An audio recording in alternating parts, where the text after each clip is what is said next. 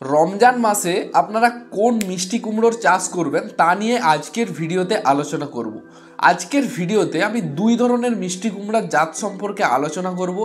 একটা হবে রিসার্চ ভ্যারাইটির, যেটার গড় ওজন 5 থেকে 8 কিলোর মধ্যে, আর একটা হবে F1 হাইব্রিড ভ্যারাইটির, যেটার গড় ওজন হবে 2, 2.5 কি 3 কেজির মধ্যে।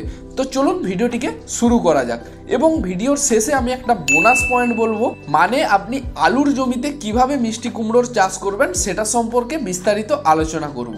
তো চলুন এবার ভিডিওটিকে শুরু করা যাক। সর্বপ্রথম আপনারা রমজানকে টার্গেট করে যদি মিষ্টি কুমড়োর চাষ করতে চান, তাহলে এটাই হচ্ছে তার পারফেক্ট সময়। অর্থাৎ আপনাকে এখনই মিষ্টি কুমড়োর বীজ বপন করে দিতে হবে জমিতে, তাহলে কিন্তু আপনি রমজানের সময় এটা ফল হারভেস্ট করতে পারবেন। কারণ কুমড়ো জাতীয় সবজি সাধারণত 90 দিনের মতো ম্যাচিউরিটি হতে টাইম লাগে। তাই এখন থেকে রমজান প্রায় 3 মাস বা তারও অধিক রয়েছে। তাই এই ডিসেম্বরের মধ্যেই কিন্তু আপনারা বীজ রোপণ করতে শুরু করে দিন এবং একদম পারফেক্ট রমজানের সময় ফল হারভেস্ট করতে পারবেন। সেই সময় কুমড়োর দামও বেশ ভালো থাকে। কোন জাতের কুমড়োটা চাষ করবেন সেটা আমি পরে দেখাবো, তার আগে কুমড়ো চাষের কিছু পদ্ধতি সম্পর্কে আলোচনা করে নেওয়া যাক। দেখুন, কুমড়ো এমন একটা চাষ যেটার পরিচর্যা তেমন একটা বেশি লাগে না, বা এটার রাসায়নিক সার বা ঔষধও কিন্তু খুব একটা বেশি লাগে না। তাই এটা আপনারা অনায়াসে কম খরচের মধ্যেই চাষ করতে পারবেন। এই সময় যদি আপনারা কুমড়োর চাষ করেন, তাহলে একটু গাছের গ্রোথটা দেখবেন কম হবে, কারণ বর্তমানে কিন্তু বিভিন্ন জেলায় টেম্পারেচার অনেক নিচে নেমে গেছে এবং অতিরিক্ত ঠান্ডার কারণে গাছের বৃদ্ধি কম হতে পারে। সেক্ষেত্রে আপনারা কি করবেন সেটাও কিন্তু আজকের ভিডিওতেই আলোচনা করব। এখন যদি আপনারা কুমড়ো রোপণ করেন, তাহলে আপনাদেরকে প্রথমে সমতল জমিতে বেড তৈরি করে নিতে হবে এবং বেডের দূরত্ব থাকবে চারা থেকে চারা, মানে যদি আপনি মাদা করে লাগান, একটা মাদা থেকে আরেকটা মাদার দূরত্ব দেবেন 2 হাত এবং চওড়াই দেবেন 4 হাত। তো এই বেড হিসাবে করলে কিন্তু খুব ভালো হয় এই সময়। আর প্রতি মাদায় আপনারা 3টে করে বীজ দেবেন, তাহলেই যথেষ্ট। তারপর যখন দেখবেন আপনার গাছের চারা বেরিয়েছে, তখন কিছু উড়ো পোকার আক্রমণ দেখা যেতে পারে, যেটাতে আপনার গাছের পাতা কিন্তু খেয়ে নিতে পারে।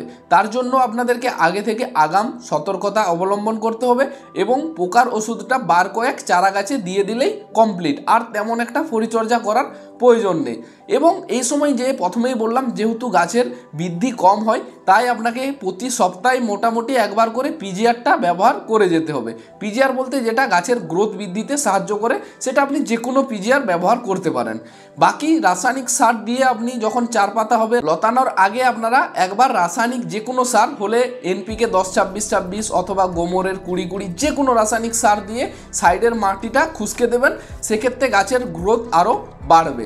তো এই পদ্ধতিতে কিন্তু আপনাকে গাছটি রেডি করে নিতে হবে, যাতে রমজানের সময় আপনার ফলগুলো হারভেস্ট হয়। বাকি আর তেমন একটা পরিচর্যা নেই এবং মিডিয়াম জলসেচের মাধ্যমে কিন্তু গাছটিকে টিকিয়ে রাখতে হবে। তো এবার আসি আমরা যেটা বড় জাতের কুমড়ো বলছিলাম, অর্থাৎ যেটা রিসার্চ ভ্যারাইটির, সেটা আপনারা চাষ করতে পারেন দাসপুর সিড সেন্টারের এই রানার জাতের কুমড়োটা।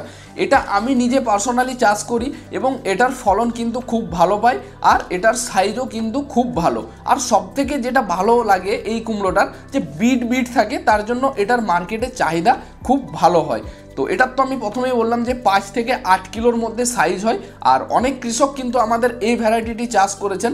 যারা চাষ করেছেন অবশ্যই কমেন্টে জানাবেন যে এই জাতের কুমড়োটা আপনাদের কেমন প্রফিট হয়েছে বা কেমন ফলন হয়েছে। এটা ছাড়া আরও একটা, যেটা 2 থেকে 2.5 কিলো বা 3 কিলোর মধ্যে হাইব্রিড F1 জাতের কথা বলছি, সেটা হলো ইন্দাজাদেন কোম্পানির মহাবলী, এই জাতের কুমড়োটা। তো এটার সাইজ একটু ছোট হয়, আর হাইব্রিড হওয়ায় এটারও ফলন কিন্তু অতিরিক্ত। এবং কিছু কিছু জায়গায় দেখবেন জালি কুমড়োটারই বেশি চাহিদা থাকে, যেটা ছোট ছোট হয় 2 কিলো 2.5 কিলোর মধ্যে। তো সেই সব সাইডের কৃষকরা অবশ্যই এই জাতের হাইব্রিড কুমড়োটা চাষ করতে পারেন। বীজ যদি আপনারা নিতে চান, আমাদের যোগাযোগ নাম্বারে যোগাযোগ করবেন, বীজ বাড়িতে কিন্তু পৌঁছে যাবে। তো এবার আমরা আসি, যেটা বলছিলাম যে একটা বোনাস পয়েন্ট বলবো, আলুর জমিতে কিভাবে কুমড়োটার চাষ করবেন। এমন অনেক কৃষক আছে, বিশেষ করে আমাদের এই ডিস্ট্রিক্টে এবং বাঁকুড়া ডিস্ট্রিক্টে দেখবেন যে আলুর জমিতে কুমড়োর চাষ করে। তারা আলুর জমির দেখবেন কোনো কোনো জায়গাতে ফাঁকা থাকে, যে জায়গাগুলো ফাঁকা থাকে আলুর জমির, মানে কোনো কোনো হয়তো জায়গায় দেখা গেল যে আলু গাছ বেরোয়নি বা বেরিয়ে মারা গেছে, সেই ফাঁকা জায়গাতে কুমড়োর বীজটা কিন্তু বসিয়ে দেয়। তো সেক্ষেত্রে কি হয়, আলু রেডি হতে হতে গাছ কিন্তু বেশ বড় হয়ে যায় এবং আলু হারভেস্টের পর কুমড়ো গাছ থেকে ফল সংগ্রহ করে। তো এটার আমি একটা ডিটেলস ভিডিও আনার চেষ্টা করব অবশ্যই, যদিও এটা আনতে অনেক লেট হবে, কারণ এখন বর্তমানে কৃষকরা জাস্ট বীজ বসাচ্ছে আলুর জমিতে। এটা আমি পরবর্তীতে ভিডিও করে রাখবো এবং ইউটিউবে আপলোড করব, দেখাবো সমস্ত কিছু যে কিভাবে আলুর সাথে কুমড়ো চাষ সম্ভব।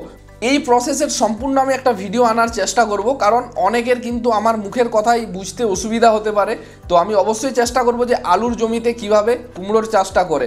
অনেকে তো আমার মুখের কথা বিশ্বাসও করবে না, আর এটা শুনতেও কেমন একটা অবাস্তব লাগছে, কিন্তু সত্যি এইভাবেই চাষ করা যায়, যেটা আমি পরের ভিডিওতে দেখাবো। তার জন্য আমাদের চ্যানেলকে অবশ্যই সাবস্ক্রাইব করে রাখুন এবং আজকের ভিডিওটিকে সকলেই একটি করে লাইক করবেন আর কমেন্ট করতে ভুলবেন না। সকলেই ভালো থাকুন, সুস্থ থাকুন, এই কামনা করে আজকের ভিডিওটি শেষ করলাম। ধন্যবাদ সকলকে ভিডিওটি শেষ পর্যন্ত দেখার জন্য।